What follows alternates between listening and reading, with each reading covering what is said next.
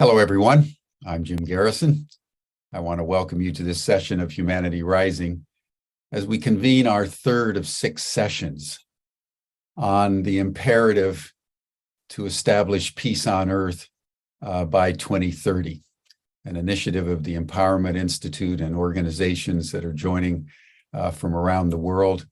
We're convening during Peace Week as the UN General Assembly convenes in New York in preparation for their deliberations, and also the UN Day of Peace on the solstice. So I want to begin today by just making a comment on the importance of play. You know, we observe that when you think of peace on earth, it stretches the credulity for the rational mind. And then when you say further, you want to start with a peace game. There's something very counterintuitive about that. But I wanted to make the observation that play, games, are an extraordinarily important aspect of human learning. It was Wolfgang Goethe, the great German playwright and author and philosopher in the 19th century that made the comment that at play, people are the most fully human. And no less a person than Albert Einstein said that play is the highest form of research. And if you've done any of the investigations about the importance of play, not only for children, but for adults of all ages, it's when we're in play, when we're engaging in the exuberance of a game, that there is something that is unleashed in our deep psyche that enables us to both learn and to express aspects of our humanity and our creativity that direct us in ways that the rational mind and 9-to-5 work ethic actually constrain and repress. So when one thinks of a peace game, one is actually dealing with one of the most profound ways in which human beings can grasp a new reality and free themselves to experience that which conventional wisdom and the ordinary mind do not make possible. And in fact, it was George Bernard Shaw that said that we don't stop playing because we get old. We get old because we stop playing. And so it's in that spirit that I wanted to welcome everybody as we contemplate not only the profundity of peace on earth in our time, but the profound utility of starting with a game. So I want to thank everybody and welcome you all to Humanity Rising. And now I would like to welcome Heidi Sparks-Guber, who is one of the primary conveners with David Gershon and others of Peace on Earth by 2030. Heidi, warm welcome to Humanity Rising, and I turn the program over to you. Hi, thanks, Jim. So I cannot begin this introduction of our next Peace on Earth speaker without mentioning the moving and remarkable guests who visited us yesterday. Sahar Sana, Fatima Ahmadi, and their mentor, Aziz Royesh, who started this work with David Gershon and Gail Straub in Kabul in 2018 as the first prototype we learned yesterday of the Peace on Earth game. They represented so beautifully the 4,000 women creating hope and connection in a place where they're not even allowed to go to school. So if you haven't seen that program, or if you want to see it again, please go back and see it. You will not be sorry. So this would be an incredibly tough story to follow. And yet what we will hear today is the story of new personal awareness, action, and even the promise of redemption that is uniquely American. and that transformed my understanding of what is necessary and possible in our unique lineage and culture, and also showed me the power of the game. It's an honor to introduce Julie Krull on today's Humanity Rising celebration of Peace on Earth 2030. She's an evolutionary leader, award-winning author and speaker, and popular talk show host on the Dr. Julie Show, All Things Connected, programs on transformative change, conscious evolution, and whole system health in these challenging times. If we indeed are a network of network, you are about to meet one of the central hubs. I love Julie. I have admired her work from afar, but I love introducing her for even another more important reason right now to me. And that is that Julie and I have become dear friends while playing this current online Peace on Earth game that is culminating this week. This game is not for the faint of heart. It is for those who can no longer stand just thinking about code red issues of our time and who must take action.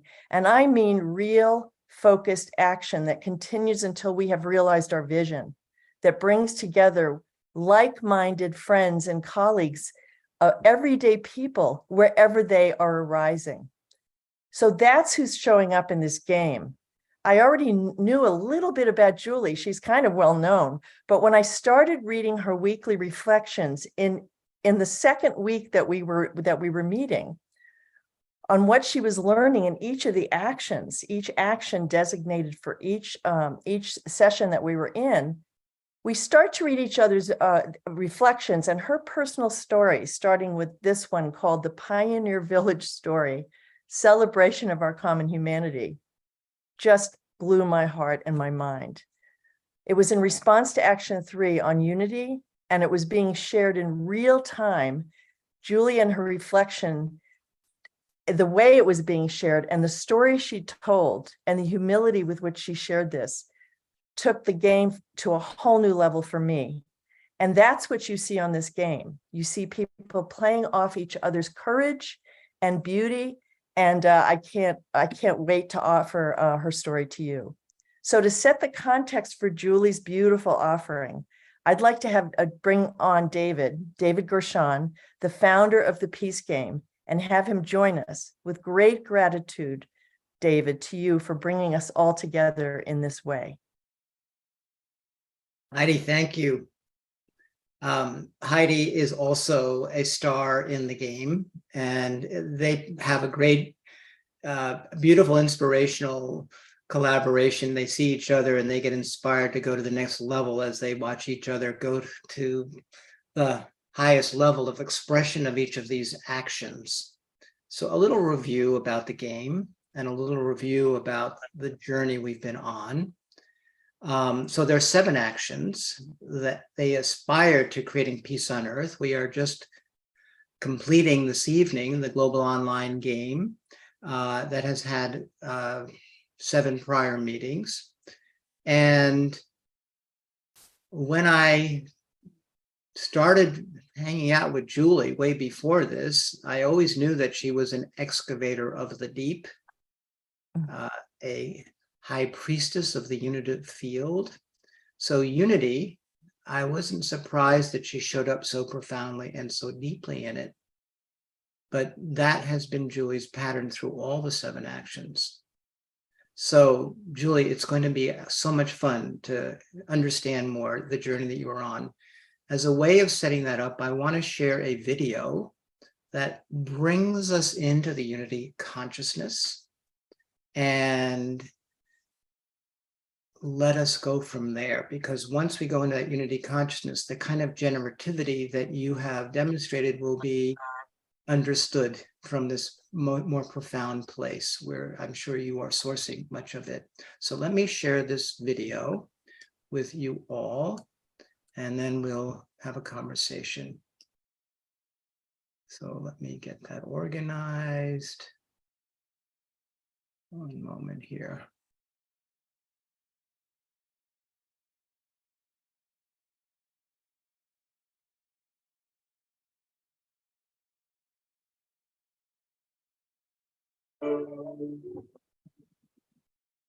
One second, sorry about that.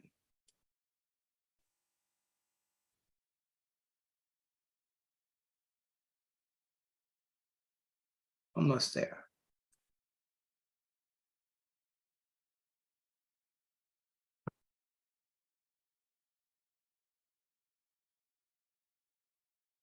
Guess I'm going to go in 2 steps here.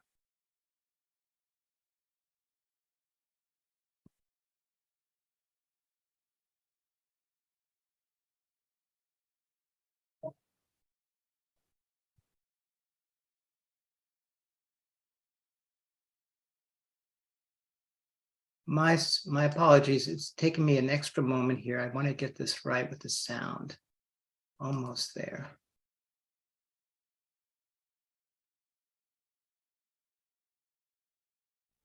Okay, I think we got it right.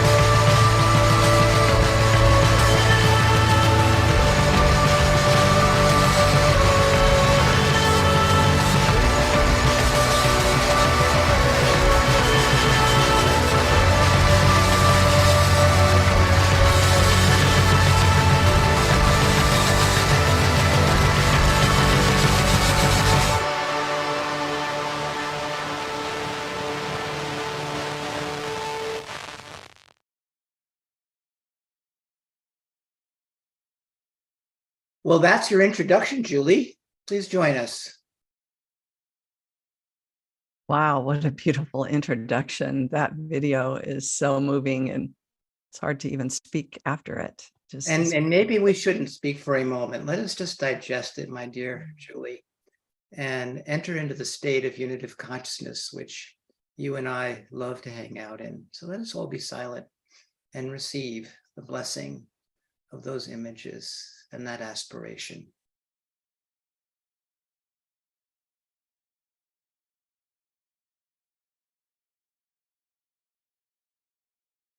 This is the action we are going to talk about, and that Julie is an articulate representative of. So I have some questions for you, Julie. Let me get myself organized to get them in front of me. Bear with me one moment. A lot of screens here.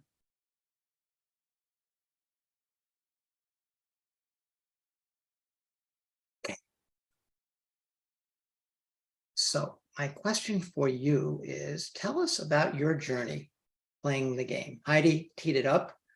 Many of us get to enjoy your reflections in the connection field.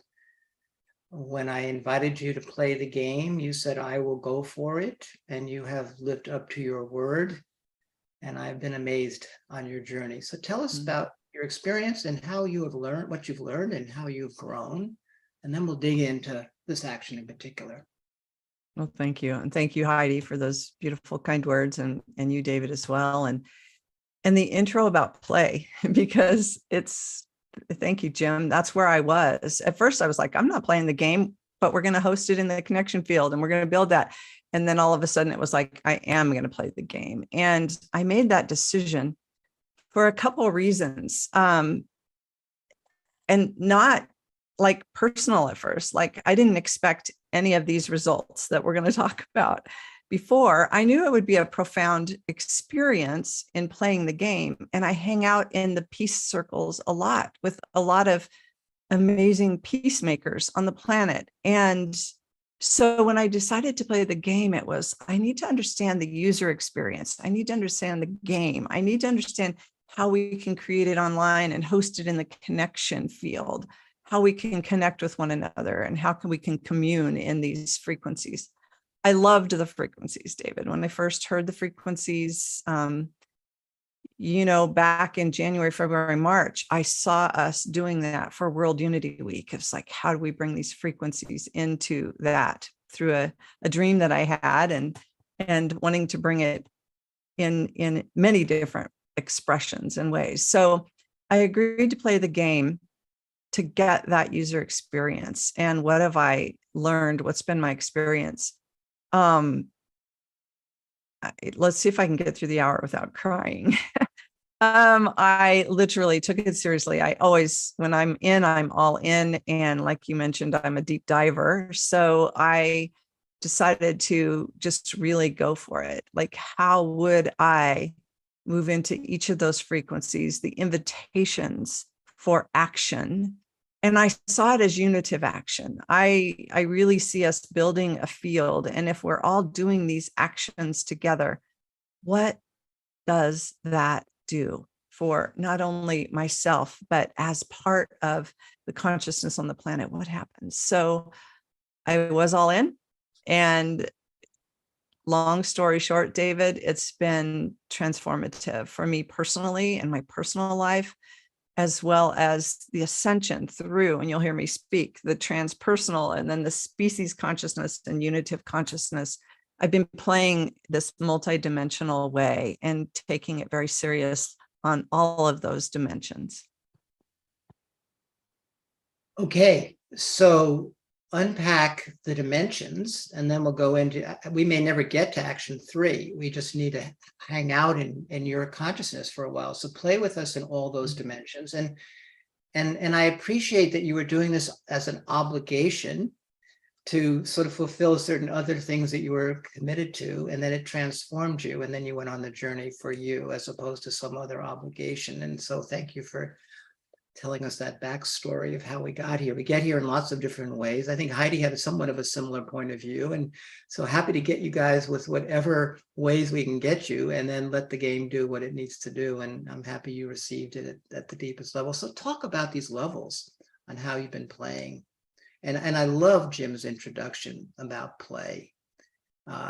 There's another wonderful phrase called homo ludens, humans as players. So this is a profound place, but many of us in our seriousness don't understand and value, and sometimes tend to undermine anything that has to do with play. It's not serious enough, but then you get into the experience and then we discover the magic of play. Anyway, tell us about the different levels that you are playing at. Thank you. And yeah, just to mention the play in the first week, I think I even put a comment in about, I'm not a gamer. And so many people are playing games, and I had a really negative context about gaming, because as a psychotherapist, I saw a lot of the negative effects of people addicted to gaming and what have you. So I wrestled with that, and you introduced play as this beautiful thing, much like Jim brought in. And it was like, oh yeah, the child in me needs to learn how to play and not be so serious all the time. And play is a good thing. So I enjoyed it as a game. So thank you for that. You know,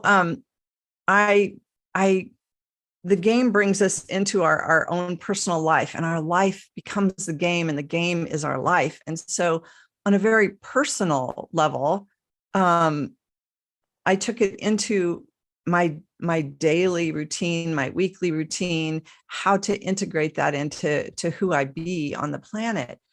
And as I began to play with each action, David, and you can tell me how, I don't know how frequent this is for others, but as I began to play, I couldn't stay at the personal level.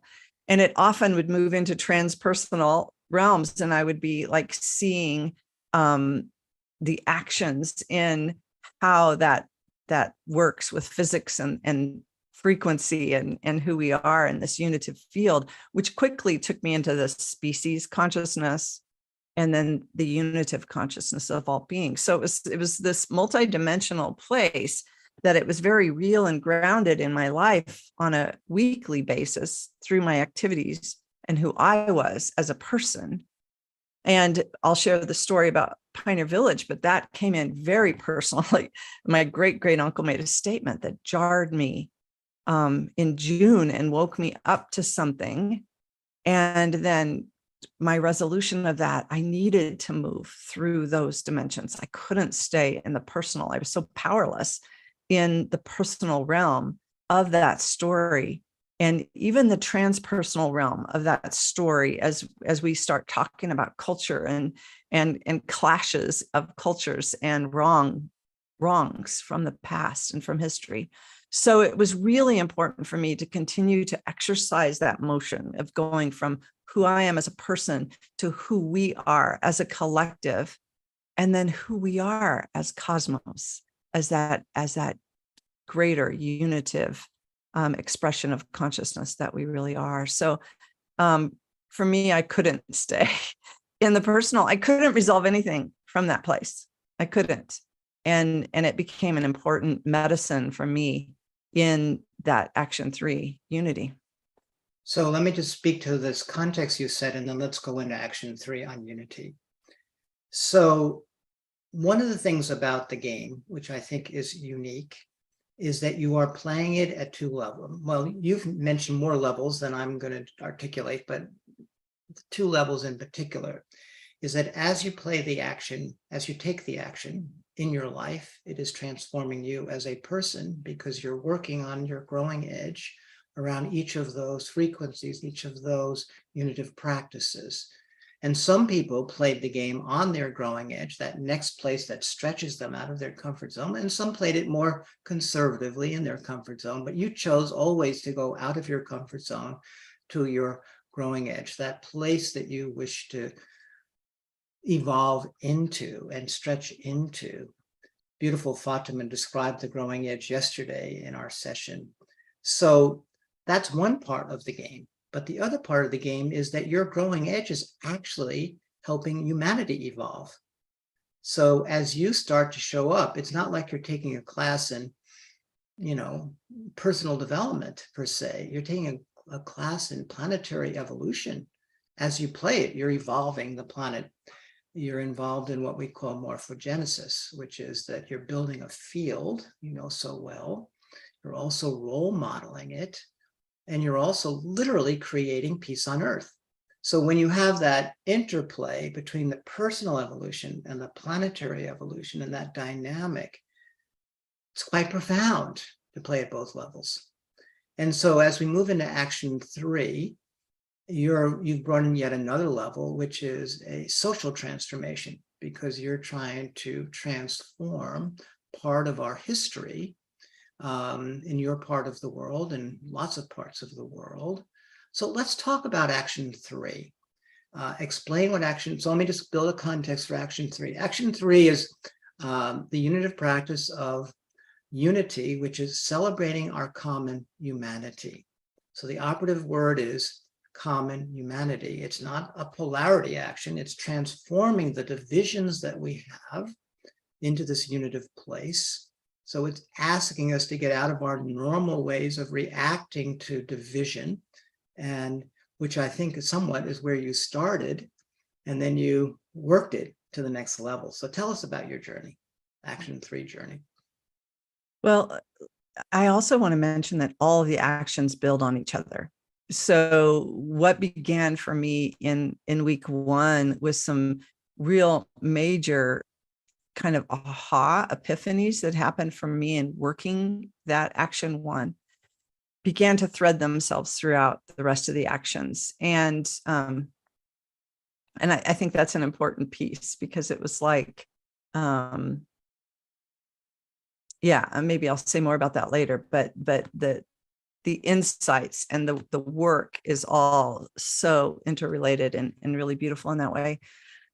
So I woke up on June 24th, before the game started, with being on social media, and I saw a post from all my dad's cousins were like sharing this post from a local museum in the town I live in.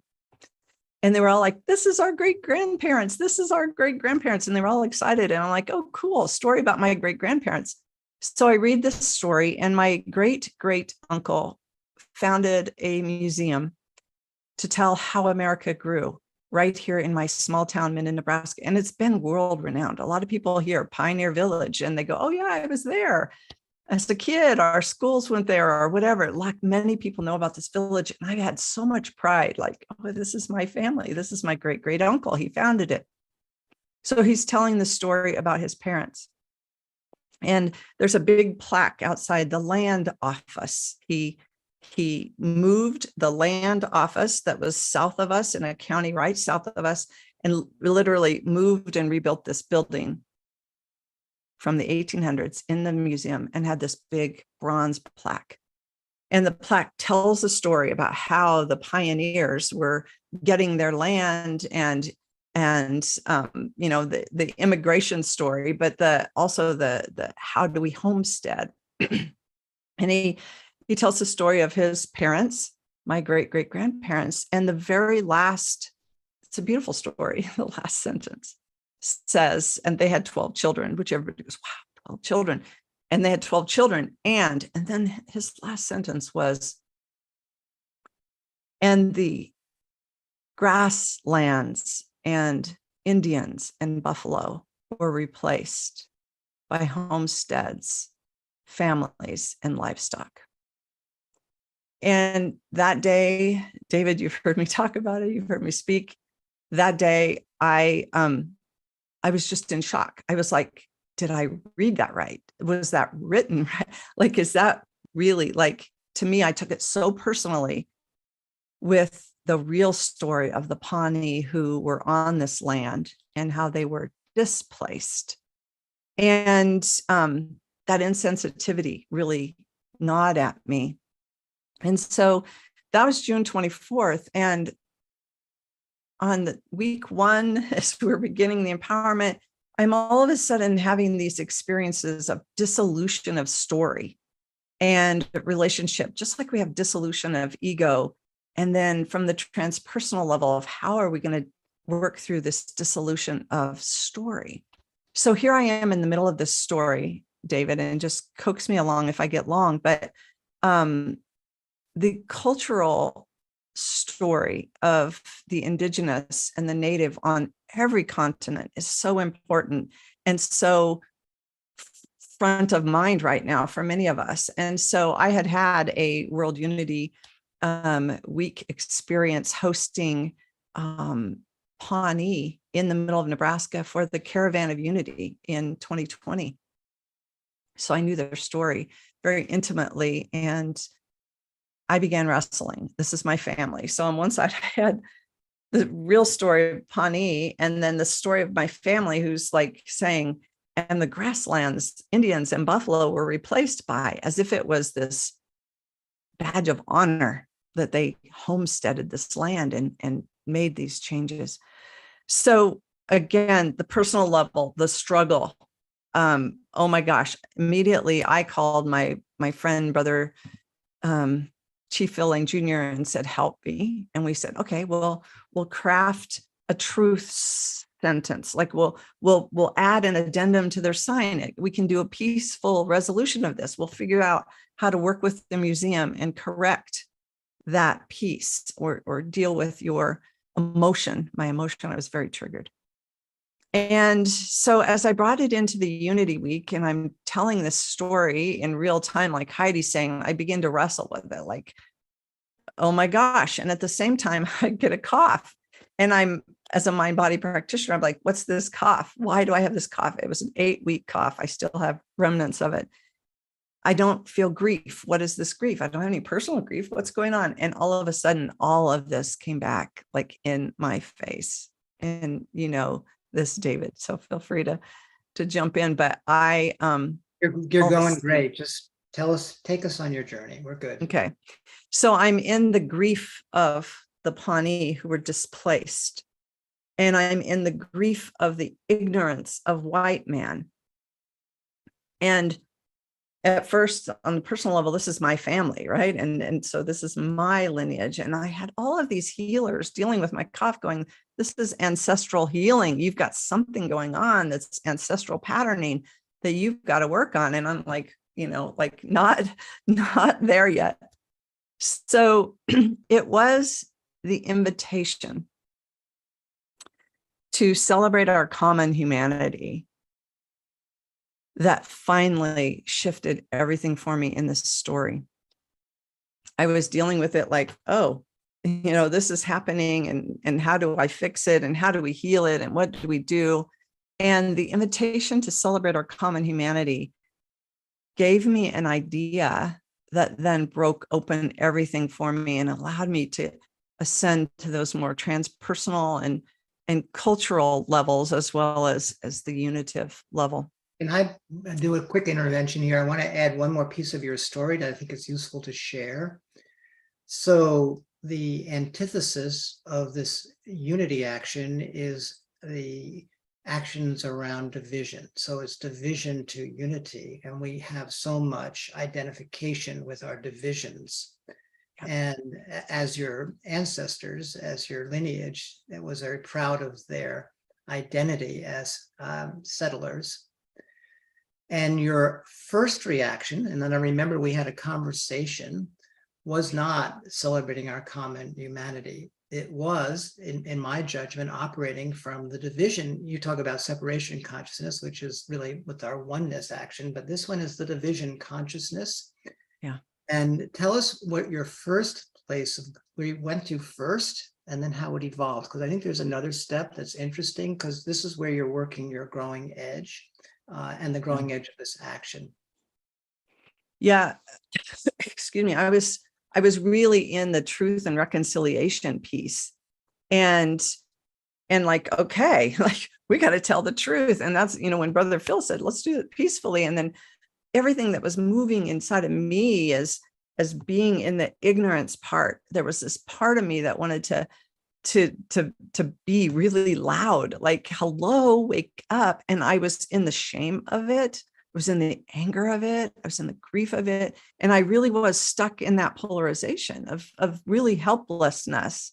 That was the truth and reconciliation model of an us against them piece. Like, I was not in the we space at all. I was not in a cultural space or celebrating our common humanity. I was really in my family needs to know. I was also in the grief that my family, when I put it out there, David, I think this is part of that conversation. I put it out to my siblings and others and said, look at this. And no one responded to me. Like, no one, like, it was almost like deaf ears, like, yeah, so what? Like, so I really didn't get that response. And that was my first response was, okay, I'm going to do. Let us take a moment here, because this is the normal response. This doesn't bring us to peace on earth. This brings us to righteous indignation and us and them and fault finding and whatever, all which actually has a value. There's a place for that. It isn't the place that we aspire to in the game, where we're building a unitive field and building unitive consciousness and practicing these unitive actions. How did you shift into this other place that you landed? Well, at first I thought I was just going to do a celebration, celebrating our common humanity, with like an unveiling of the new sign, or okay, it was just going to stay stuck in that place with just this little correction, like. And then as I sat with it and moved to my grief for the Pawnee, I remembered a story from 2020, when I did the Caravan of Unity Earth's Peace Week and World Unity Week celebration in 2020 included the Caravan of Unity that came through South Central Nebraska. And we met at the Platte River in the beautiful Minden Opera House. And I invited some Pawnee there, and they told their story about the seed. And they have when the Pawnee were displaced from Nebraska, they were moved to one reservation and then a second one finally down in Oklahoma. And they had a handful of their sacred corn seed with them when they left. And corn was everything to them, not just food and sustenance, but it was ceremonial. And there were so many cultural meanings that were very deep and profound around corn. And when they arrived in Oklahoma, the corn would not grow in that soil. It's red, dry soil. Their Nebraska corn would not grow. And so for almost a century, what do we do now? We have this corn, the seed bank didn't have a lot of it. What do we do? And serendipitously, a woman from Nebraska reached out to them 20 years ago, over 20 years, because they're celebrating their 20th year this year. Like, everything is amazing how all of this has emerged here. But this woman said, can I get some seeds from your gardens? I want to plant them at our museum. And it's a museum right up the road, but she wanted to plant a garden and just asked for seed, not thinking anything about the corn and that story. She didn't know any of it. And the seed keeper for the Pawnee shared that story. And it ended up being a beautiful relationship between these two women. I love that the story is about two women, a Anglo white woman in middle of Nebraska and this Pawnee woman from Oklahoma. And they teamed up to literally try to grow the corn and see what would happen.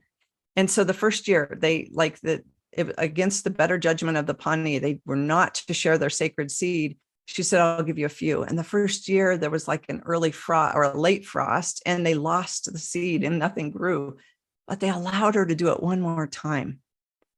And it's been a 20-year journey, and beautiful things are happening. Like, even the transmutation, the intelligence in the seed is now becoming all the different varieties that they had back then, even with this finite amount of seed that they began with. So it's a beautiful 20-year story of cooperation and celebration of a common good. And when I thought of that story, I thought about the consciousness in my area and my ancestors and who was here. And we're in the middle of farm country. And most of, my great grandparents were farmers, and we grew corn. And so it was like this one moment that just like burst me open of going, we celebrate our common humanity through the seed and through corn. And then we come together. So that's what really helped move me to the transpersonal realm, as well as more of a cosmic healing response, was we can all celebrate our common humanity through something as simple as putting a seed of corn in the ground and having the faith that it will grow. And what does that mean for all of us? So telling their story, along with welcoming all our local farmers and really celebrating agriculture and all of us being in this area. And what does this area have?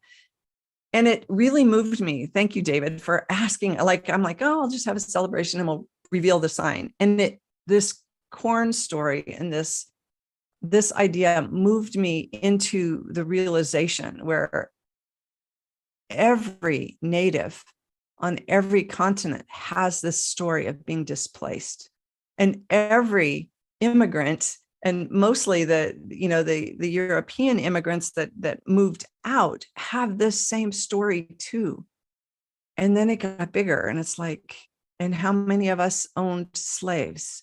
It's like this is just the beginning of our collective history. And we don't have to be stuck in polarization.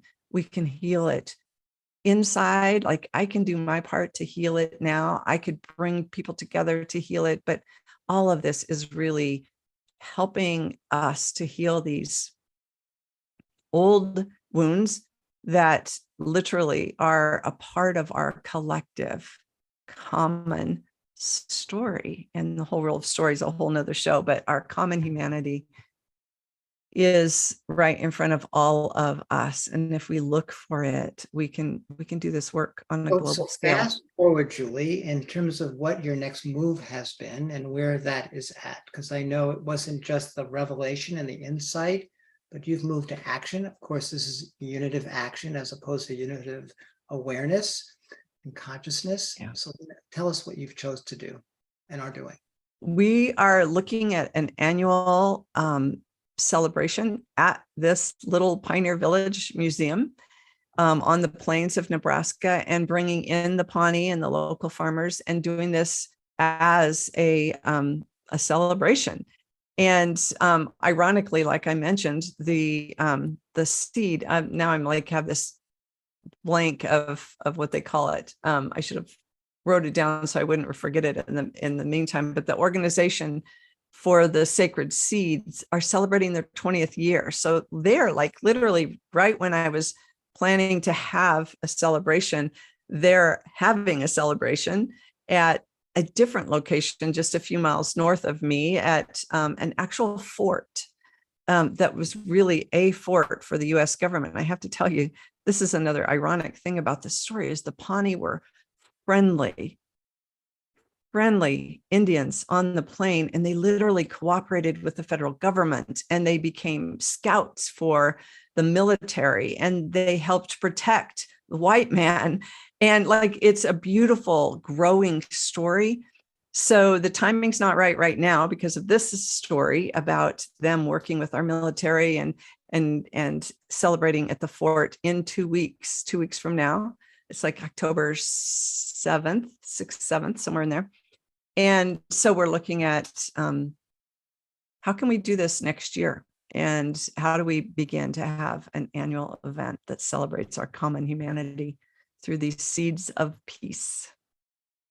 And do you have a vision of this event for next year? I mean, have you fleshed out how the transformation might work, how the celebration of our common humanity brings these two shall we say, polarities, this division into some place of wholeness. Yeah. Yes. So this time of year is perfect because of pre-harvest, but the sweet corn is harvested right now. So this is like the timing that we wanted it. So for our local farmers, we're going to bring together both cultures and really celebrate around food and culture. So not only having the indigenous in their regalia and doing indigenous dance and what have you, but sharing their traditions, sharing the corn as sacred ceremony, sharing food and recipes. And so like everyone around here loves sweet corn on the cob. I had some last night.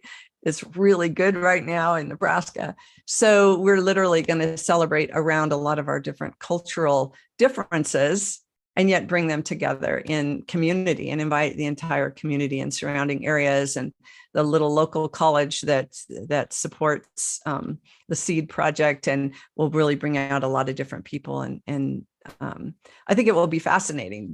It'll bring the farmers in when we really brag on them and what they do for humanity, but also the beautiful traditions of the Pawnee and others. There were others in this area as well, but Pawnee were our primary indigenous that were here before us. Listen to me. It's not even us anymore. Like they were here first, but it's not a they anymore. I am the Pawnee. And so I've really transcended a lot of that separation in my mind and really acknowledged that guilt of displacing the Pawnee was my grief. It was really my grief. So let's talk a little bit about this celebration of our common humanity, and in particular, the division that has been so promulgated by the displacement of the native cultures from their land and the pain that represents. So you talk about playing the game and the unconsciousness of the settlers, that whole dynamic that you've talked about.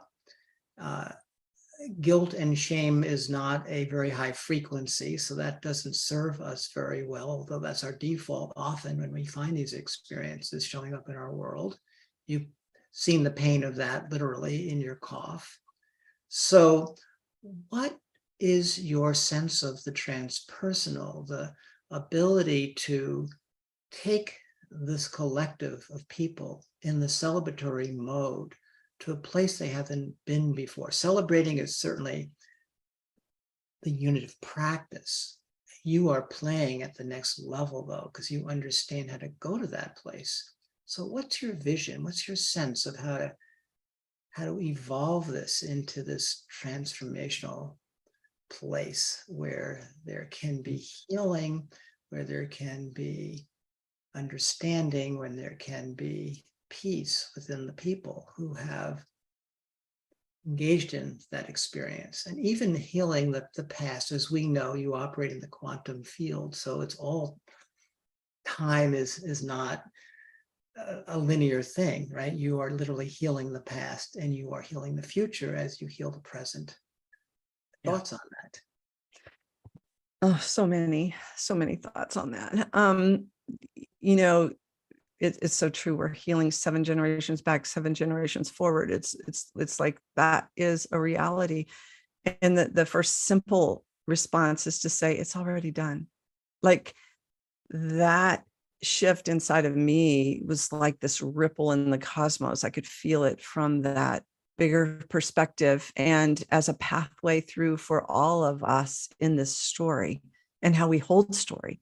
So for me, it's also given me a lot of new insight about how to help our collective psyche with story, that we get caught into story. And that began in week 1. That was my week 1 realization, David. Thank you. That was like really big of how even though the history was true, I held this story inside of me as this label or parameter or like it became, that's how it's going to be because this was the story that was true. And the dissolution of story has been a big part of this. So from the cosmic perspective, with those who really understand the cosmology and in this unified field of consciousness, we know it's already done. So there's examples of this that I think are profoundly important in our teaching of it. Is if we believe in reincarnation, we have been all of that. Like from the personal to the transpersonal level, we are all of that. My grief I probably was Pani in a lifetime or 2 or 10 or 100, who knows? So from that perspective, if we really understand the spiritual wisdom traditions and the new science that's taking us into this unitive field in a more direct way of how we are all connected, then each of us doing this work, resolving story from a very personal level and really getting this, like really owning and claiming, I think is another really important piece. So David, I'm still in conversation with my higher guidance on how we do that in a conservative consciousness in this area. Like, what are the parameters? And yet I also know, and I have this little team of spiritual prayer warriors, unitive field, who really get this, that will be holding this design for us as we move into it and into the future as a celebration of our common humanity. But how do we introduce these things? I think that the action itself, and that's why the game is important, the action itself creates the energetic part that's an essential part of our healing.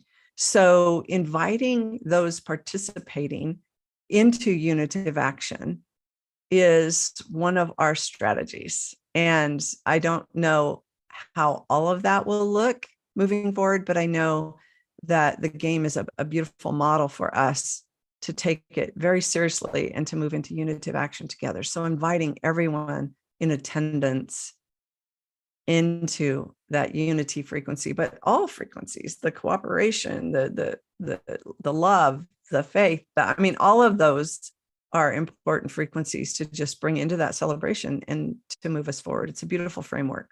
So a couple thoughts, and then we can bring closure on the story a little bit. So I'm happy you got there. Got there meaning the place that I was actually intuiting. So we are very much in sync here, which is play the game. I'm going to close the loop here, as Jim teed up earlier, right? Play is universally accessible. The game is universally accessible. It can work in conservative settings, can work everywhere. We see it working beautifully in Afghanistan, which is a very conservative culture. We see it working beautifully across Africa, which has many conservative elements. So it is transcendent of all the ideologies that sometimes separate us into the divisions, right? So this is a profound opportunity. Miranda has done some great work at events where she plays the game. And so let's co-create with you how you can introduce this action and maybe other actions. I mean, think about creating Pioneer Village into a Peace on Earth song. Mm-hmm. Think about creating Pioneer Village into a Peace on Earth song where there is a key piece of the work around the bringing together of these two cultures. And what an amazing story. I mean, this story feels like it is just maybe the introduction. There's like 10 or 12 chapters of this book, maybe a book that you'll ultimately write. So it's a beautiful thing. The bottom line, I would say, is you have gone to the deepest place that one, not the deepest, but a profoundly deep place that one can go as one starts to celebrate our common humanity, as one starts to understand this unitive practice. So we are a profound exemplar of it. So thank you, Julian. It sounds like we are just beginning and more to come. So a couple of closing questions on this.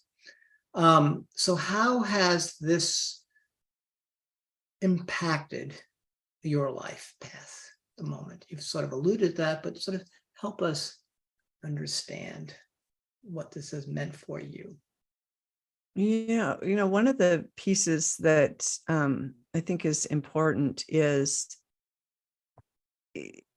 so often we have these recognitions and then we do this transcending work and we come back into our life and see it as separate. And the one piece that the game has done for me is to allow me to play on all levels all the time. For me personally, I'd love to just be in the transpersonal or the collective consciousness or the unitive consciousness realm of the cosmos and not do the personal life and see it as so little, like little's not the right word, but see it as kind of a bother, like, oh, that human thing, that personal level. And yet that's where we create, like, that's how we manifest. And so for me, the game brought me from here down into here instead of the game bringing me from here up into those areas. It was like, oh, it allowed me to really embody it differently and play it in the personal way that was so empowering to me as a manifester. And so, I think that that's probably the biggest insight for me is, I'd love to be just out in the other realms and doing the work on other levels, which we do. And it really shifted the world, the 3 dimensions of where we've been and where we've been stuck can only shift when we do all of it together. And so whether you get this part or not, like you're saying, playing the game brings us into that vibrational frequency, and it does have a ripple effect, and it can affect real change and real healing on the planet. Well, this is the teaching of the 3rd dimension, right? That we live in. And we love, a lot of us who are spiritually inclined, to hang out in 5D and, just be in the consciousness space. Unitive consciousness is a lot easier to play in than it is to play in physical reality. And at the same time, physical reality is why we've incarnated, so we can learn how to operate here and transform it. And that's where behavioral change starts to transform actual reality, as opposed to just the consciousness, which we have to do. And it goes back and forth. That inspires and expands our consciousness, and our consciousness is what gets us here. So you are really working interdimensionally. So as I started off our conversation. So final question for you: what advice would you offer others about operating in this unitive space, this unity action, where there are divisions and so much of our we live in a world of identities. This is now the world of political correctness. All our identities are clashing with one another and having points of view about one another's identities. This action has the ability to help us not get stuck in all those divisions. Any reflection on from a practitioner now and as an exemplar or someone who's on the journey for others?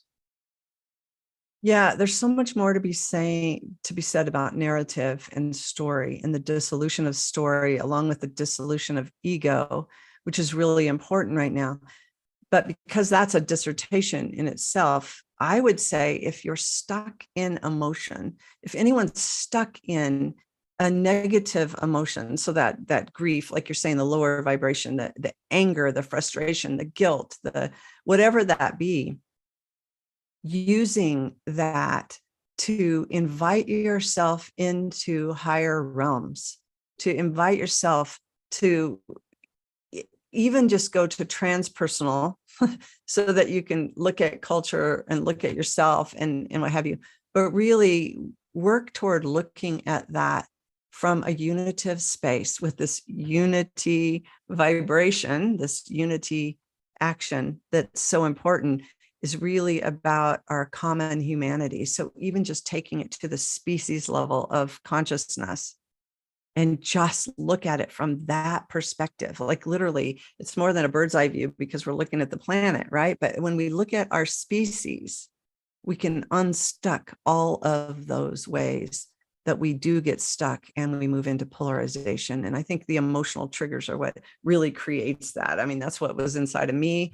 And I watched it resolve in real time. And that's what Heidi was watching in real time as well. It's like wow, like when we come into that personal space, we feel so small and disconnected and powerless, but we're so much more than that. So work those levels. That's the advice I would give everybody on here today and anybody watching, is work those levels, like transcend and include, because there's so much more we can do in the other realms that affect us right here, right now in a physical form. Beautiful. So I'm going to invite us, based on your invitation to go there, into a meditation. It's the unity frequency meditation that you referred to earlier. There are 7 of these frequency meditations.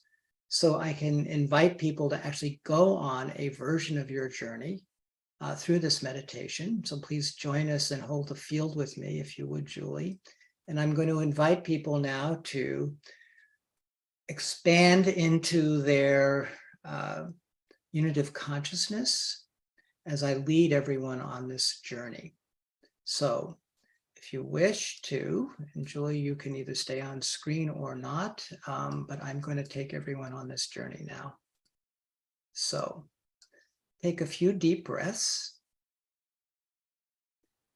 And as you breathe in, feel yourself breathing in a sense of quiet and stillness.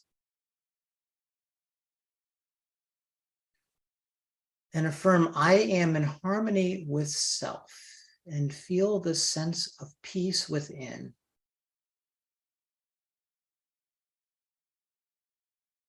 And now take another breath and experience yourself at peace with all the people in your life.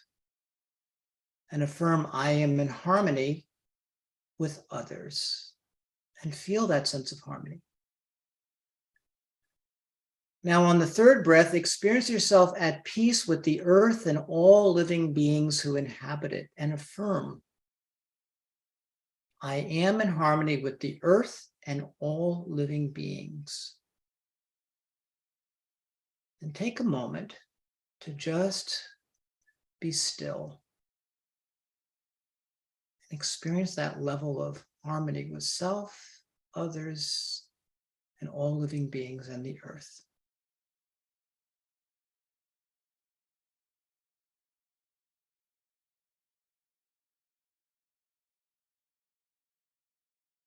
Now open yourself to your soul, your spirit guides, your angelic helpers, and invite in their guidance as you take this journey of unity.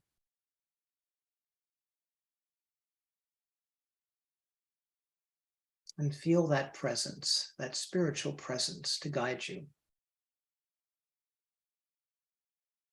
And now invite in the white unity light, which represents the unification of all the wavelengths of the visible spectrum and the color of unity.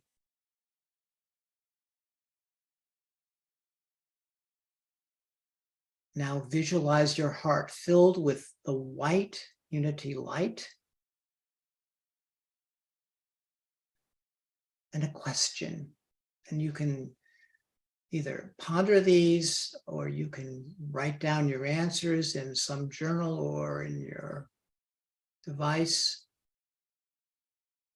What is my growing edge in transforming any divisions I may have in my life with others? What is my growing edge in transforming any divisions I may have in my life with others? And allow any words or an image to emerge.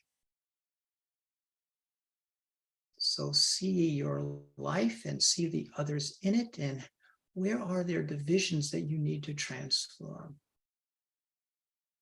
And what's your growing edge in doing that?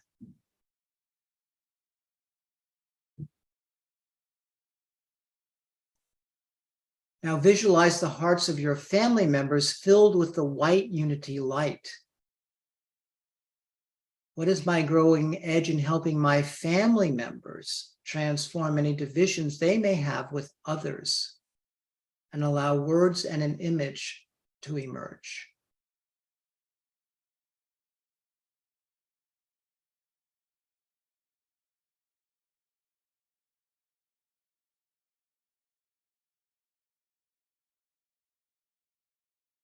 Now visualize the hearts of your friends filled with the white unity light. What is my growing edge in helping my friends transform any divisions they may have with others? And allow words and an image to emerge.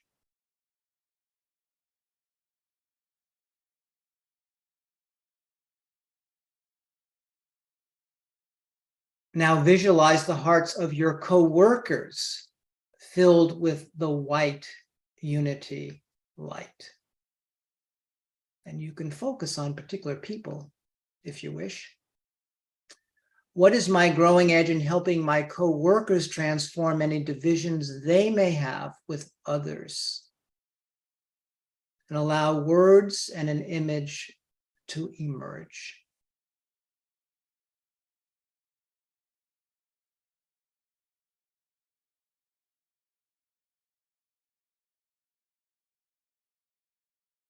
Now visualize the hearts of your community members filled with the white unity light. What is my growing edge in helping my community members transform any divisions they may have with others? And allow words and an image to emerge. Julie just teed up her growing edge.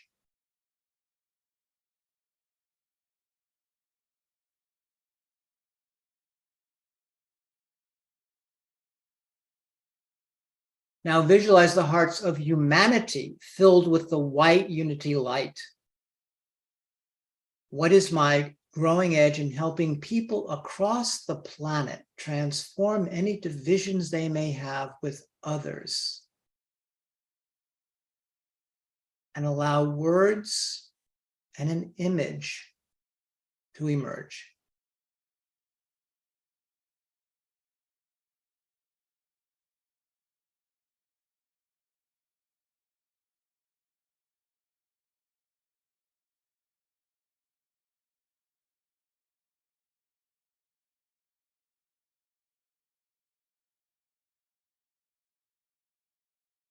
And so now,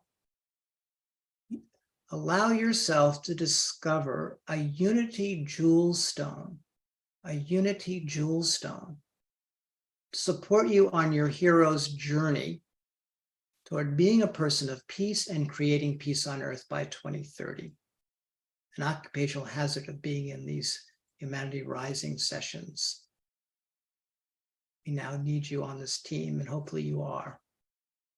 Take out this unity jewel stone and examine its color, its shape, its size, its texture. And ask your unity jewel stone to tell you of its magical power to support your hero's journey.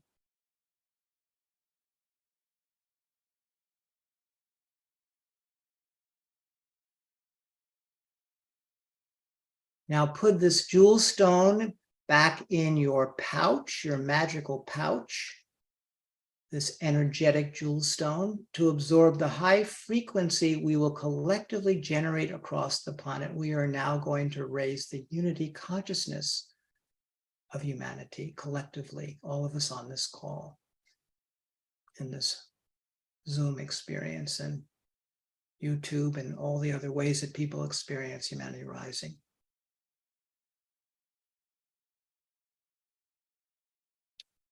So visualize your heart filled with white unity light, and see and feel this white unity light spreading from your heart to the hearts of your family members who spread it to others. See your family members filled with this white unity light, and by virtue of them receiving it, see it spreading to others. Just by their being. See and feel this white unity light spreading from your heart to the hearts of your friends who spread it to others. Start to feel your impact just by spreading this white unity light and being it.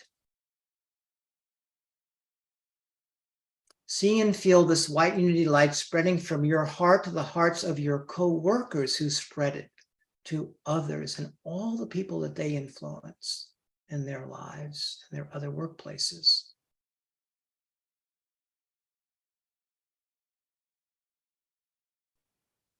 See and feel this white unity light spreading from your heart to the hearts of your community members, your geographic community members who spread it to others. Imagine Pioneer Village being now an epicenter for white unity light because of Julie bringing it into form in 3 dimensions. The 3D world, 3rd dimensional density. Now see and feel this white unity light spreading from your heart to the hearts of humanity, our collective of beings who've incarnated at this moment in time so that we can enter into this unit of consciousness. This is the moment why many of us are here, and see them spreading it across the entire planet.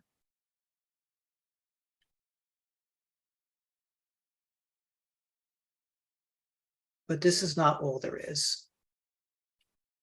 See and feel this white unity light spreading from your heart to the hearts of your spirit guides, your angelic helpers, and all the beings who are here connected with the earth from other civilizations, who spread it to their civilizations and then cross the entire universe.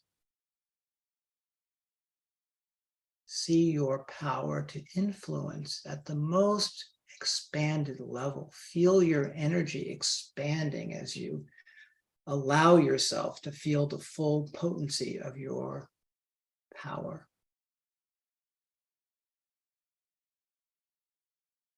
Now see and feel this white unity light spreading across the planet and universe from your heart, and then back to your heart in an ever-evolving spiral of white unity light. As we offer the light, it comes back and it magnifies the light that we then offer again, and it's this virtual, amazing spiral, this infinity spiral. And every time someone is impacted by that light, their light comes back to you, and feel yourself in this amazing, expansive experience of this unity consciousness, the unity light. Just allow it into your heart, into your being, and feel yourself as a profoundly empowered person with immense agency to influence everything and everyone in your life, on your planet, and in the universe. Fully allow that in, fully accept your agency.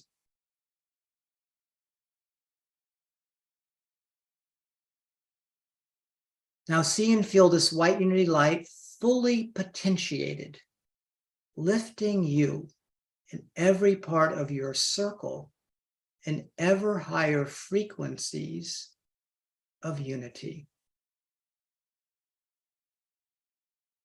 Ever higher frequencies of unity.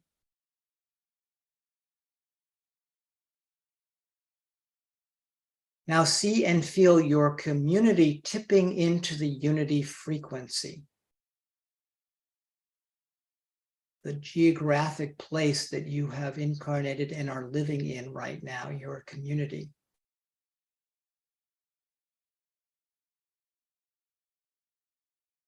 See it becoming an acupuncture point for unity consciousness.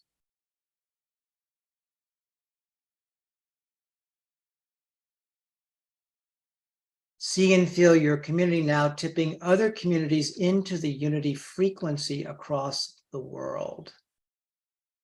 Again, being role modeled, soon to be role modeled in Pioneer Village by Julie.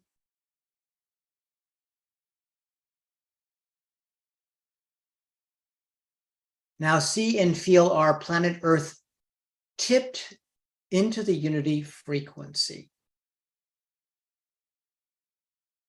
We are there. You are there.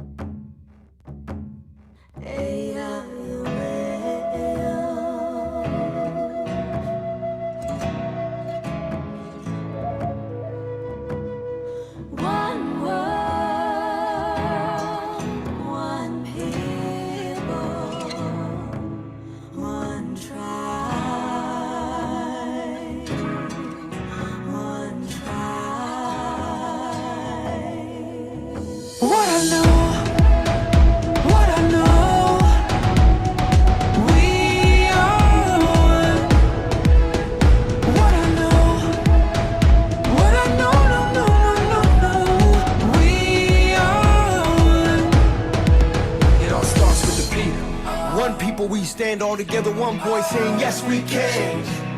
Each one, reach one till we pull ourselves up, cause we all one fam.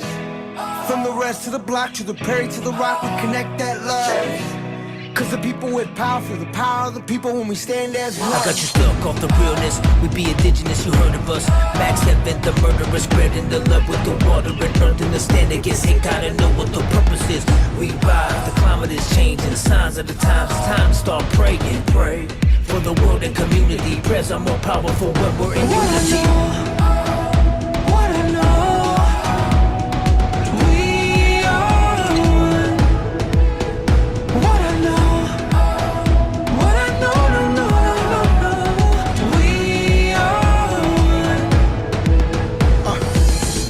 Up today, hungry for a change, new path to take, can't stay the same, it's been too long, pointing out who's right or wrong, can you hear me out? All we need is a little bit of love, take time to heal and it starts with us.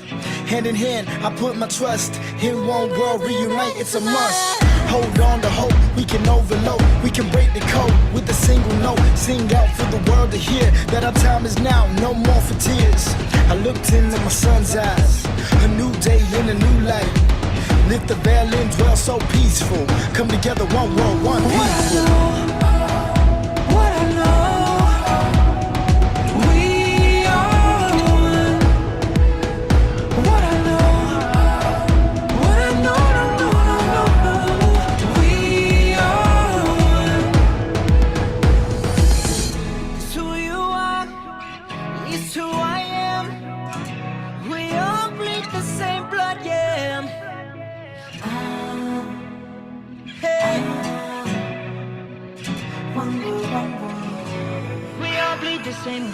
We got beautiful differences, let me give you a peek. Over 500 tribes, but we all unique. And if we could not compete to eat, nothing could beat us. Jealousy is more dangerous than diabetes. See this unity? Imagine what it looked like.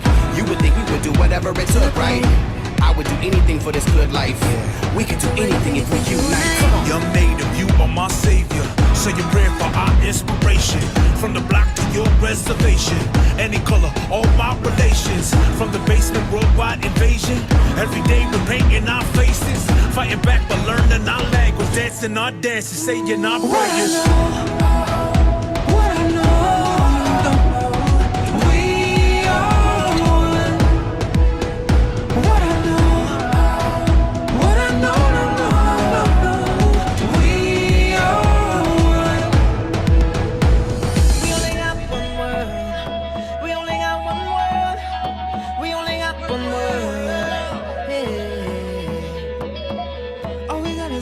One choice, one earth, one love, one birth, one life to live.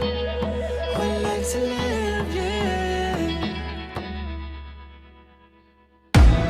One people, we stand all together, one voice saying yes we can. Each one, reach one till we pull ourselves up, cause we all one fam. From the rest of the block to the Perry to the Rock, we connect that love. Cause the people with power feel the power of the people when we stand as one.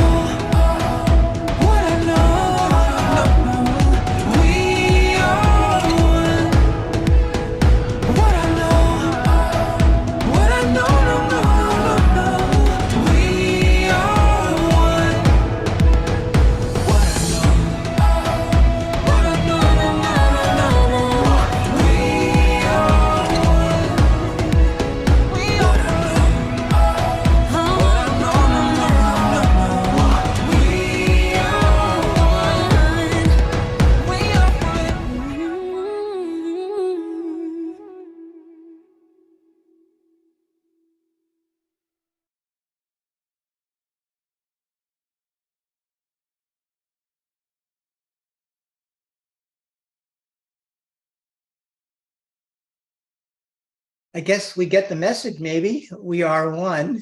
Bless us all. We are one. And we are on an amazing journey to create peace on earth and be the example for all generations to follow of what's possible. Miranda, please join us and tell us a little bit about what opportunities there are for the rest of the week to engage with us and to play the game. Yay. Oh my gosh. Such good sharing today. I love you so much, Julie. And I love those videos. And yes, there are a lot of people asking in the chat, did I miss something? What's the game? So we kind of led this off of the last 2 days of broadcasting with a lot of talking about the game and what it is. But please continue to join us this week and you'll hear a lot more about it. I'll show you really briefly, and I put in the chat as well the link to see more information about the game. So peace2030.earth is the main website. You can scroll down, see lots of videos on here, lots of descriptions. You can click on the about section. That will, each of these, the vision, how the game works, the actions of the game, the story, our team. And then this event area is really important, probably one of the most important areas to continue to follow us this week and find out about our next info sessions that will lead towards playing the game with us if you're wanting to. So on here, we have the rest of the Humanity Rising broadcast that will happen this week. Our International Day of Peace Times Square event, which is a huge event actually happening in Times Square. Our Africa initiative will be featured on Friday, so join us for that. All of our leaders that we're joining with to help this go across all the countries in Africa right now will be featured on Friday. And then on Saturday, where the closing ceremony of 99 Days of Peace, as we celebrate what just happened with the global online game and all the people that played, and Peace Week and the 99 Days of Peace. Then in October, we start our info sessions. Join us October 11th, 2 different times, so people from around the world can join to learn how to play the game, which will happen next on January 17th. So all of these are clickable. All of these are info links. All of these allow you to sign up and find out more information about what to do next. So please join us. Please find out more. Please join us tomorrow for the next Humanity Rising conversation as well. And thank you, Julie. Thank you, David. Thank you, Humanity Rising, and Jim. And thank you, Miranda. And by the way, tomorrow, Miranda is featured. Miranda is going to tell her story, her amazing story of how she transformed her community of Crestone, Colorado into a peace on her zone and healed and transformed the greatest challenge they were facing, which was people not having enough food to eat, and how they were able to do that within 1.5 years of playing the game. It's an amazing story. Miranda's an amazing person. You'll get to enjoy her tomorrow. I'll do a deep dive interview with her. Julie, wow, thank you for being who you are. So grateful to have you. Heidi, so great to have you. Heidi and Julie and Miranda will all be featured representing different actions on our Saturday closing event, Miranda Cooperation. Julie, we already got a pretty deep dive into the oneness, into unity, and Heidi will represent oneness. Heidi, any final words? You are muted. Just deeply moved today at the exploration of all the different levels of this work, and Julie talking about working it all together. I think that's my takeaway from this, and I'm just deeply, deeply grateful for a game in which we can learn those parts and, as you said, play them all at the same time. That's astonishing. Thank you.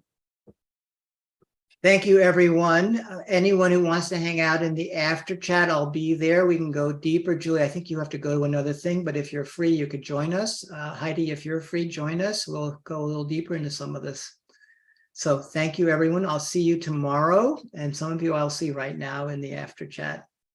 Blessings. Have a beautiful day. Bye now.